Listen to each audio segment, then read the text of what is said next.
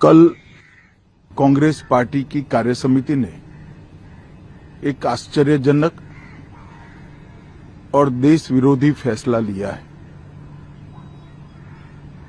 उन्होंने अपनी पार्टी के 37 के रिजोल्यूशन को फॉलो करते हुए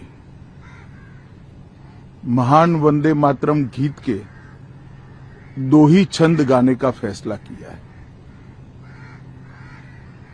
मैं इस समय पर पूरे देश को याद कराना चाहता हूं कि 1937 में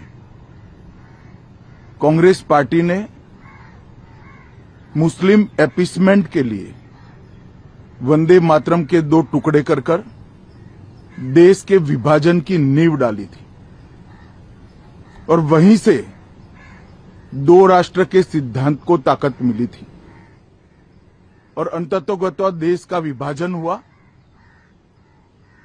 और पाकिस्तान का जन्म हुआ था। आज जब वो ऐतिहासिक गलती को वंदे मातरम के गीत के प्रागट्य के 150वें साल में नरेंद्र मोदी सरकार ने सुधारकर बंकिम बाबू की ये अमर कृति को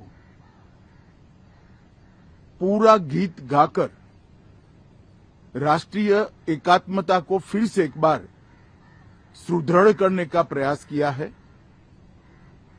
और सभी सरकारी फंक्शंस में इसको पूर्ण रूपेण गाने का जो निर्णय किया है वो निर्णय को कानूनी जामा भी पहनाया है। इसकी अवहेलना करने का कांग्रेस ने कल निर्णय किया है। कांग्रेस का यह निर्णय केवल और केवल इनकी घोर तुष्टीकरण की नीति की पुष्टि करता है। वोट बैंक के तुष्टीकरण के लिए उन्होंने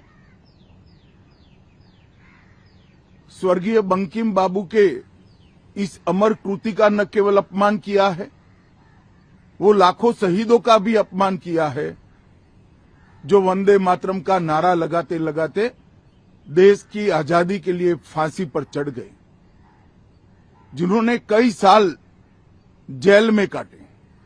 आज कांग्रेस पार्टी 1937 का अपनी पार्टी का रिजोल्यूशन मान रही है और पार्लियामेंट के एक्ट को नकार रही है।